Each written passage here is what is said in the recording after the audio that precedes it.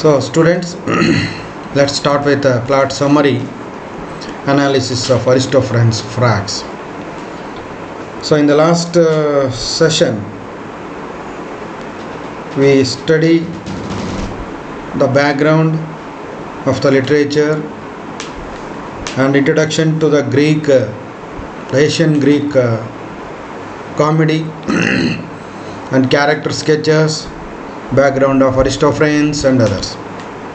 So in this session we know the summary or the plot summary and analysis of the Aristophanes frog. Dionysus and Xanthias enter and the play opens. The curtain rises. The Dionysus and Xanthias enter the stage. Dionysus is disguised as Hercules and Xanthias rides a donkey with the baggage. This is the first scene which we have seen on the stage. Xanthias suggests Dionysus says something amusing to make the audience laugh. Xanthias suggests something that is amusing to make the audience laugh. And they joke about Xanthias shifting the baggage so he can relieve himself. Xanthias complains that he wants to do what others like. The playwright, Lysis and Amypsias and Phrynichus can do hump the baggage. Dionysus scolds Xanthias for complaining and they banter about whether the donkey or Xanthias is truly bearing the load of the baggage. They arrive at the door. Dionysus tells Xanthias to dismount and knocks. Heracles opens it, wondering who is banging so loudly. He sees Dionysus and begins to laugh. Amused at the lion's skin get-up Dionysus is wearing, he asks Dionysus where he has been. And the latter says he was serving topside with Cleisthenes. The latter often teased for homosexuality. He says he then got a longing. Heracles teases him about this, but Dionysus tells him not to jest. He says his longing is for Euripides, even though he is dead, and states that nobody on earth can persuade me not to go after him. Nobody on earth can persuade me not to go after him. He plans to go down to Hades. Dionysus plans to go down to Hades because he needs a talented poet. There is no one living that is good. There is no one living on earth is not a good poet, according to Dionysus. He rejects Lophen because he is unsure, and Sophocles is too mild. Agathon, Cenacles and Pythagoras. Heracles asks if there are the poet that might suffice, but Dionysus rejects them as casts off and merely chatter. There is no potent poet left. After some gentle dripping, Dionysus tells Heracles he has come to figure out how to find the friends of his that time he went after Cerberus and all the places to stay along the way. Despite Heracles' objections to his plan, Dionysus persists. Heracles begins to suggest options for death.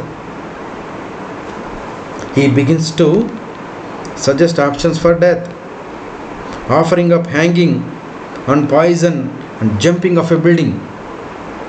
Dionysus rejects all these and says he plans to go to the same way Heracles went. Heracles tells him how to do it. First, he will come to a large lake and will be ferried across by a mariner. He crossed the river by the help of a mariner. He will then see innumerable frightful beasts. Then a river of flowing excrement. Then people guilty of all manner of terrible things.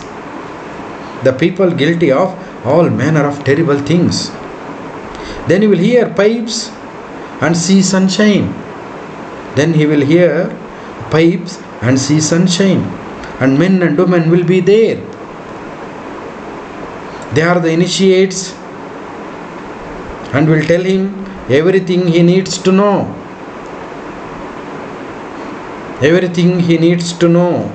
Pleased, Dionysus tells Xanthias to get the baggage again and prepare to go. Dionysus asks if they want to haul bags to Hades, and one asks how much they will be paid.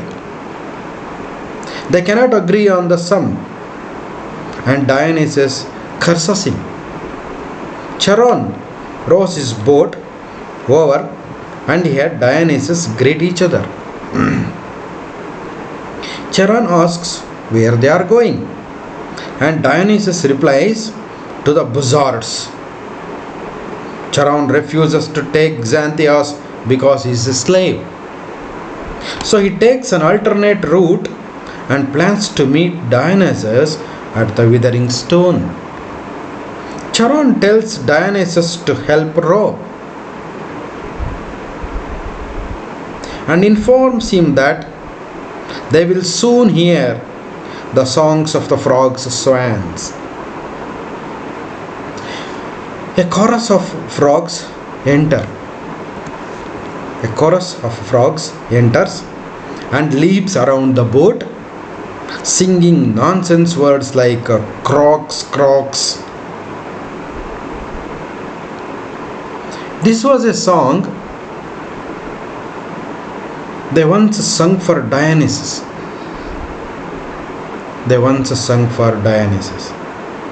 For Naesian, son of Zeus. Dionysus, still disguised as Heracles, mocks them. They respond that the muses Pan and Apollo cherish them. Dionysus says this, but hurts, and he wants them to stop singing. But they sing louder about hopping and swimming. Dionysus finally bellows along with them in the spirit of competition.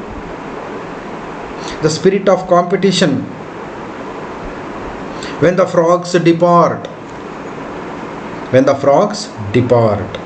he tells that they will never beat him at the cocks, the croaking word.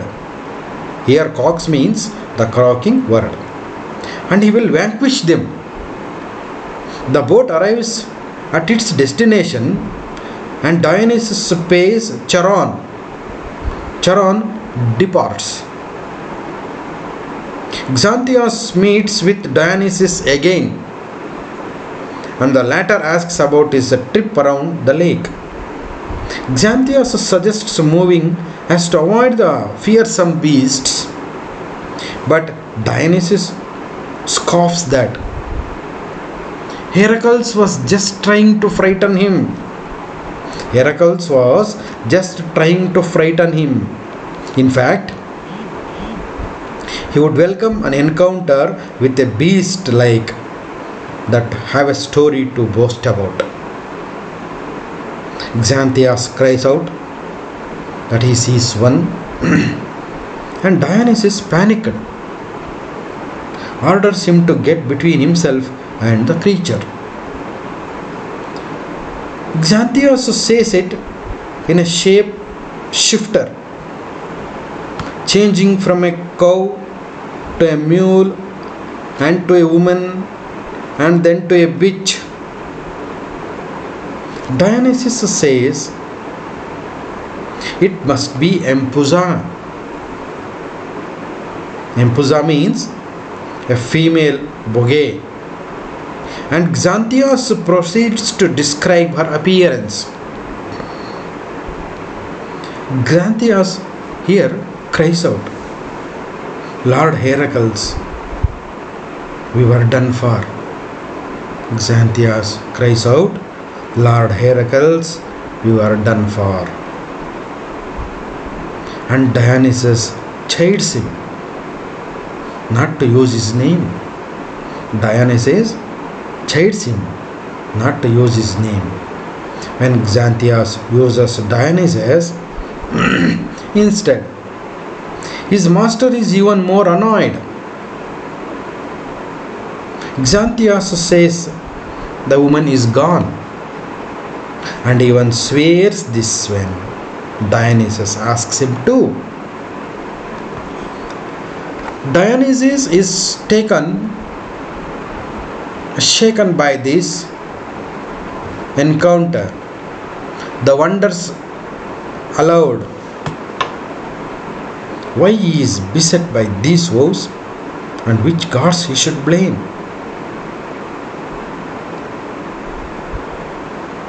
For his undoing, suddenly the two men hear the sound of pipes. Suddenly the two men hear the sound of pipes, and off stage the chorus of initiates calls the name of Lachus, the Eleusinian cult name of Dionysus.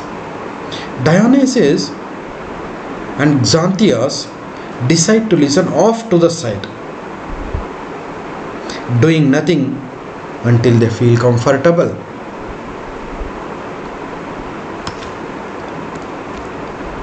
The chorus sings about Lachus in his abode, singing with his revelers and dancing, full of fun-loving worship.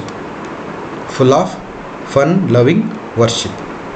In a dance that is pure and holy to pious initiates. A full of fun-loving worship in a dance that is pure and holy to pious initiates. They continue singing of old men throwing off their cares and how they desire Dionysus to carry a torch and lead them to the blooming meadowland. And they desire Dionysus to carry a torch and lead them to the blooming meadowland. The chorus, the leader of the chorus, chants a list of all those who should not partake in their dances, those with impure attitudes, those who know nothing of these things, those who uninitiated to the Bacchic rites, those who just or enjoy jests delivered all the wrong times, those who do nothing to stop functionalism or do not act feasibly toward their fellow citizens, officials who sell out their own cities, collectors of high taxes, traitors, those who do not respect offerings made to Hecate, and politicians who do not respect the poets. The chorus sings of moving on now that they have breakfasted. And exalting the savior goddess Athena with their voices. The chorus leader calls for a song for Demeter. Here, the leader of the chorus calls for a song for Demeter. In this song, they call for Laches to come with them to the goddess. For he once found a way for us to frolic and dance without charge. They end their verses by saying they saw a pretty girl with a big breast popping out of her dress. In the end, their verses end by saying they saw a pretty girl with a breast popping out of her dress. In this way, they can end the verse.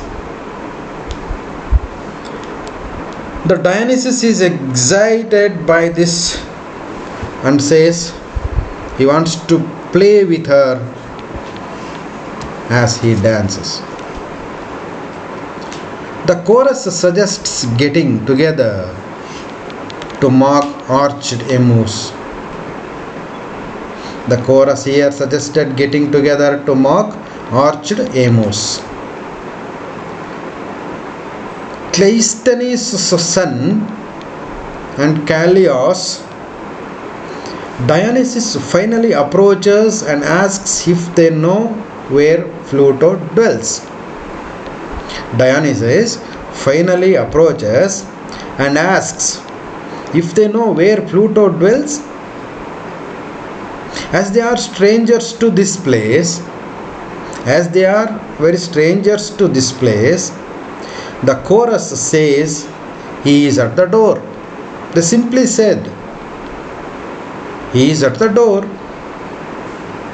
It then commands him to go on into the Demeter's sacred circle. While they will go with the girls and the women to carry the sacred flame, where they revel all night for the goddess, Dionysus and Xanthias are at the door of Pluto's palace. Acchus' voice asks, "Who is there?" And when Xanthias says, it is Heracles, because Dionysus disguised as Heracles. Acchus spews out while curses at him. His voice fades. Dionysus has shot himself in fear, and Xanthias mocks him for being a coward because he is disguised. Xanthias says he was not afraid of the rants and threats to Dionysus, says that he ought to take the club and lion skin. He ought to take the club and lion skin and impersonate him. Xanthias agrees and dons the disguise. A maid comes outside, full of sweetness and charm for Heracles. A maid comes outside full of sweetness and charms for Heracles. Xanthias is hesitant to enter until he hears that there are dancing girls inside. Xanthias is hesitant because there are dancing girls inside. He orders Dionysus to grab the luggage. He orders the Dionysus to bring the luggage. Dionysus is annoyed and asks if Xanthias really, though a slave, could be the son of Alcmene and Zeus. He takes back the disguise. He takes back the disguise. The chorus enters and speaks lines about a man with sense who realizes the ship is rollicking and goes to the soft side to ride it out. This makes him like Theramenes, a female innkeeper, and her maid appear. The innkeeper calls for Pathname, who arrives with her maid. The excoriate Dionysus has Heracles for his past visits and greedy behavior.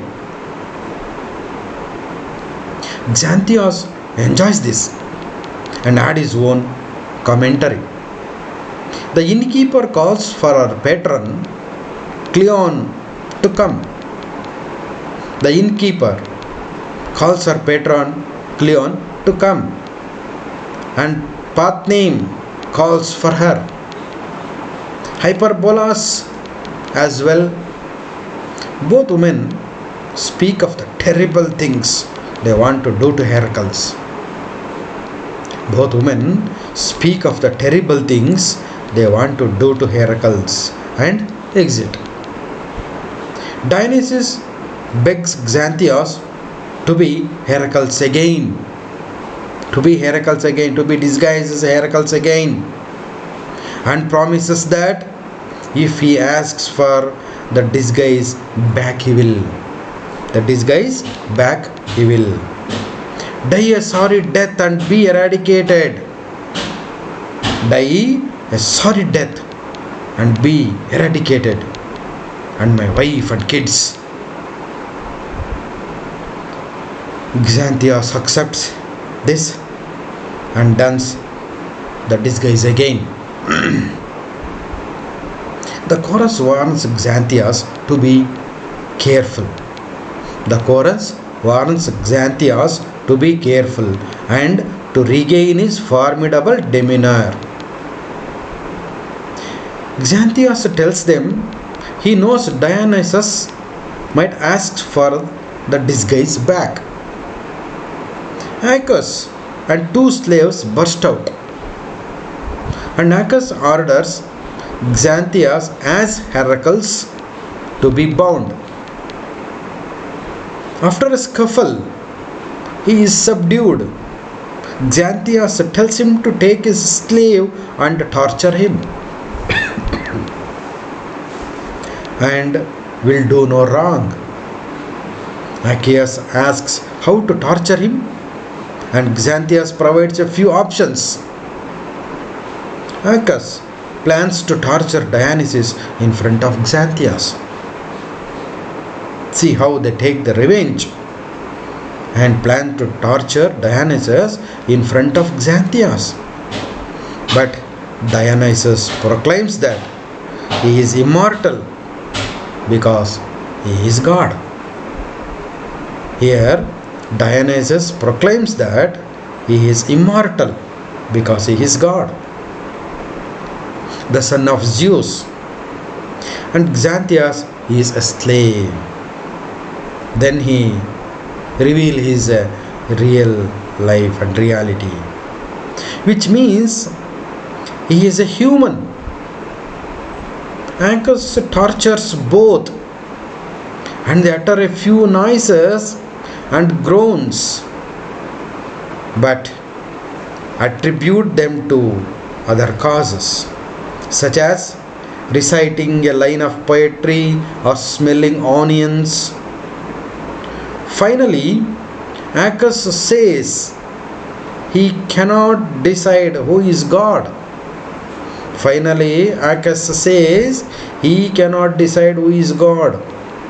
And says that he will take them inside to Pherephata, who will recognize the true God.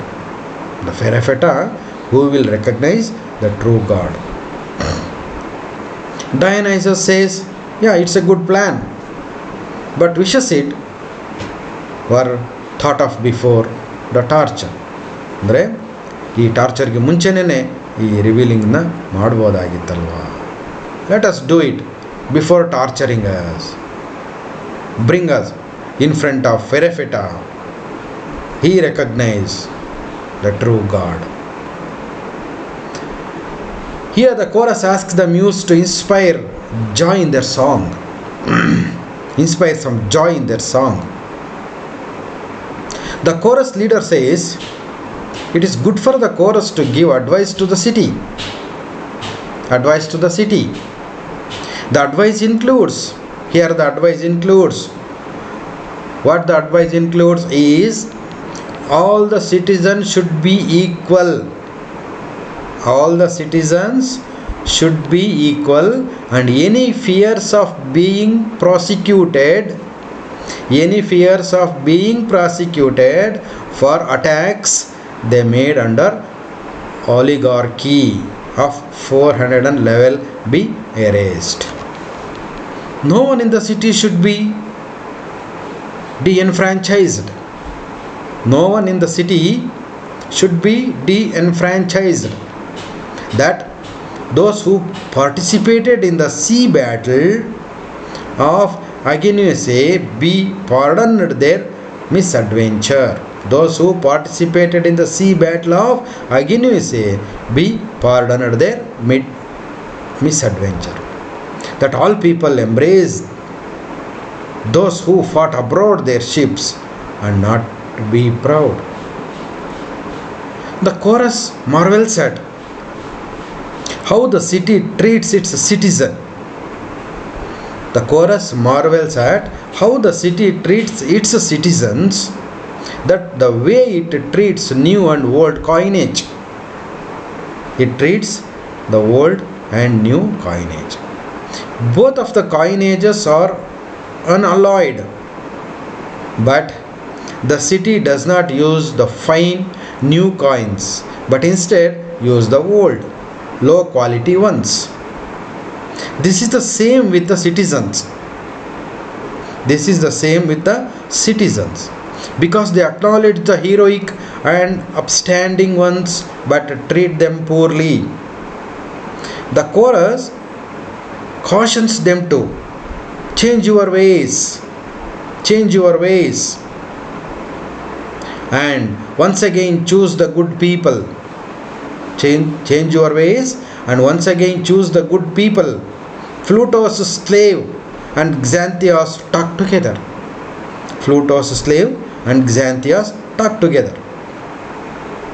The slave marvels at how Dionysus does not beat Xanthias when he pretended to be the master.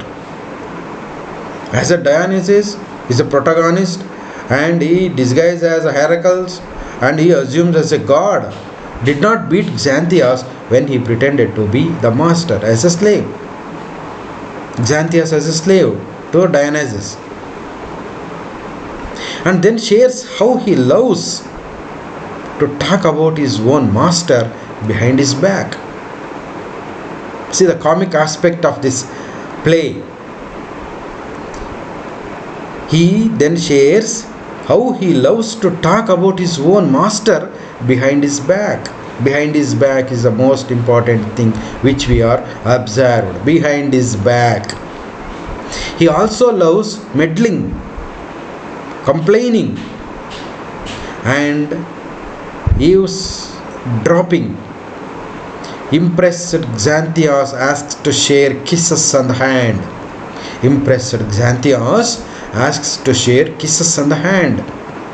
He then wonders about all the noise coming from inside the palace. The slave explains a big event in starting. The slave here explains a big event is starting. In the event, which is a custom, there is a custom, there is a contest where the best professional is entitled to the peritoneum and privileged seating next to Pluto. This is the custom. I read once again. there is a contest where the best professional is entitled to the peritoneum and privileged seating next to Pluto. He has a privilege to sit next to Pluto, who win the contest. Achilles holds a chair of tragedy. Achilles holds a chair of tragedy, but recently Euripides came down and starting reciting verses to the ne'er-do-wells and became very popular.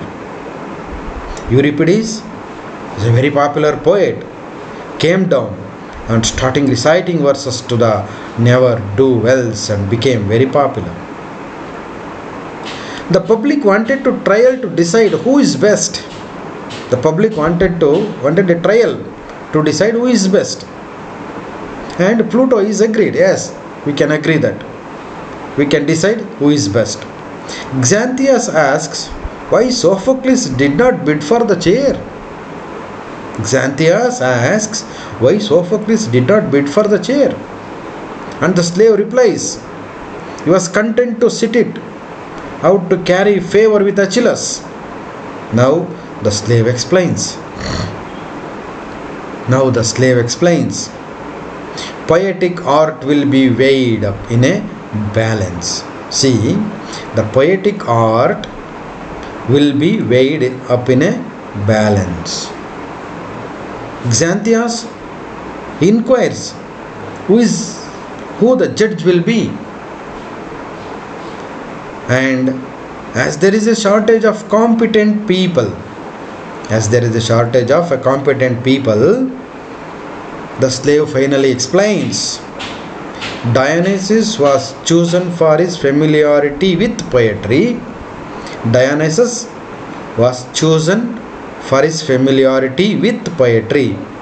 The two men go inside. The chorus speaks of rivals in art and how one artist is like a raging elephant, which was a formidable brow frowning, and with a roar he will hurl utterances bolted together, tearing of timbers with his gigantic blast. Friends, this ends the summary, and I conclude with this. I hope you understand well with the PPT. Thank you very much.